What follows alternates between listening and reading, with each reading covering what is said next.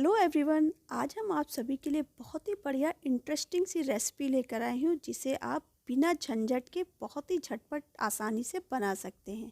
Hello दोस्तों, स्वागत है आपका मेरे चैनल घर की रसोई विद सुनीति सरकार में। आज हम बिना झारा के बूंदी के लड्डू कैसे बना सकते हैं इस रेसिपी को लेकर आई हूँ और जिसे आप बहुत ही आसानी से झटपट बना सकते हैं। इस तरह से बूंदी के लड्डू बहुत ही आसानी से बना सकते हैं, ना गोल बूंदी का झंझट ना और कोई तामझाम। वीडियो अच्छा लगे तो ज़्यादा से ज़्यादा लाइक करें फ्रेंड्स और फैमिली में। अगर आपने मेरा चैनल अभी तक सब्सक्राइब नहीं किया है तो प्लीज़ उसे सब्सक्राइब कर दें, बेल आइकन को ऑल पे कर दें ताकि आने वाली नोटिफिकेशन आपको जल्द से मिल सके। तो चलिए देखते हैं बिना झारा बूंदी के लड्डू कैसे बनते हैं। बूंदी के लड्डू के लिए हमने ये आधी कटोरी चना दाल ली है। इसको अच्छे से धो लेंगे और धोने के बाद इसको 2 घंटे के लिए भिगो कर रख देंगे। तो ये लीजिए, हमने चने की दाल को अच्छे से वॉश कर लिया है। तो अब इसमें पानी भरकर 2 घंटे के लिए ढककर रख देंगे। मिलते हैं 2 घंटे बाद। तो ये देखिए 2 घंटे हो गए हैं, दाल एकदम फूल गई है। तो इसको हमने एक छन्नी में छान लिया है। तो ये हम आपको एक दाल तोड़ के भी दिखाते हैं। तो ये देखिए आसानी से टूट जा रही है। तो दाल एकदम परफेक्ट तैयार है। भीगी हुई चने की दाल को मिक्सी के जार में डालेंगे और उसको दरदरा सा हमें पीस लेना है। बहुत ज़्यादा महीन नहीं करना है, एकदम आटे की तरह हल्के से दाने रहने चाहिए। दाल पीसते समय एक चीज़ का ध्यान रखना है कि दाल पीसते समय हमें थोड़ा सा भी पानी नहीं डालना है। बस जैसे ही दाल भिगोकर छन्नी में छानकर उसे हमें पीस लेना है। देखिए दाल पीसकर तैयार हो गई है। तो इसी तरह की हमें दाल पीसी हुई चाहिए।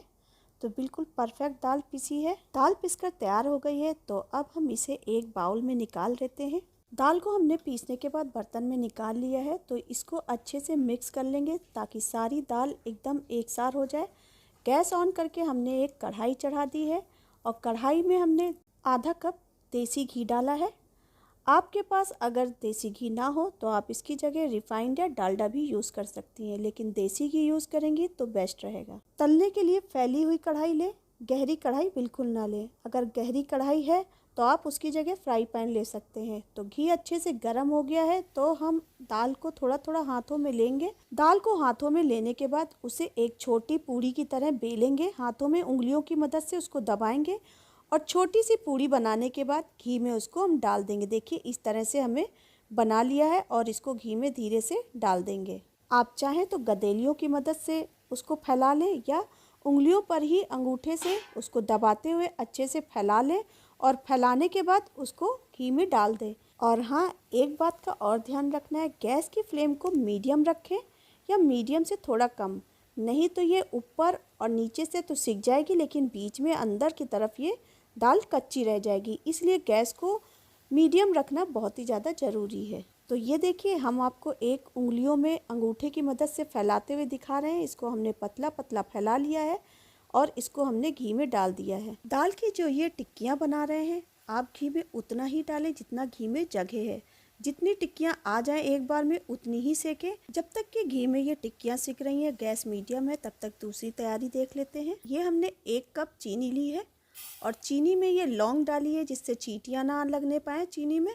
तो लौंग को बाहर कर देंगे और 1 कप चीनी ली है तो आधा कप इसमें पानी डालेंगे। हम यहाँ पर 2 चीज़ों के लिए चाशनी बना रहे हैं, इसलिए 1 कप चीनी ली है। आप इसकी आधी चीनी लें। दूसरी तरफ टिक्कियाँ अच्छे से एक तरफ से हो गई हैं तो इसको पलट देंगे ताकि दूसरी तरफ से भी अच्छे से सिक जाए।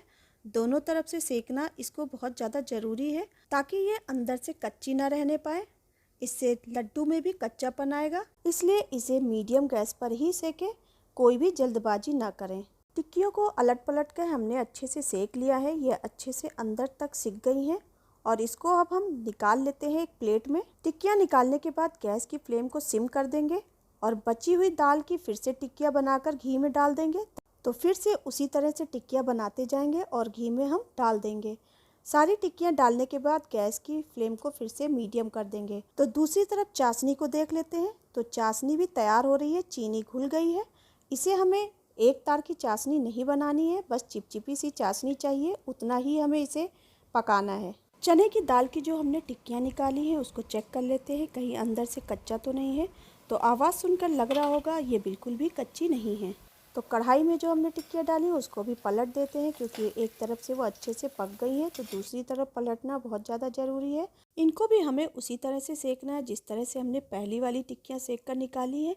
ये भी अच्छे से सिक जाएंगी तभी हम इसको निकालेंगे। टिक्कियों को हमने दोबारा से पलट दिया है ताकि दूसरी तरफ से फिर से अच्छे से सिक जाए, कच्ची ना रहने पाए। इसको पलटने के बाद अब चलते हैं चाशनी की तरफ। ये हमने 1 पिंच फूड कलर लिया है ऑरेंज कलर का, इसको हम चाशनी में मिला देंगे।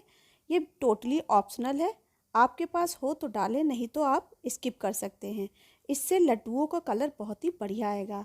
तो ये लीजिए, टिक्कियाँ भी पक गई हैं अच्छे से, तो अब हम इसे निकाल लेते हैं। चने की दाल की सारी टिक्कियाँ बनाकर हमने तैयार कर ली हैं, तो इसको हमने एक प्लेट में निकाल लिया है। तो चलिए अब इसको चेक कर लेते हैं ये अच्छे से पकी है कि नहीं। तो ये देखिए कितनी बढ़िया आवाज़ आ रही है। जब भी आप टिक्कियाँ चने की दाल की बना रही हैं तो उसको तोड़कर ज़रूर देख लें कि अंदर दाल कच्ची है कि नहीं। अगर कच्ची हो तो इसे फिर से फ्राई कर लें, फिर से सेक लें।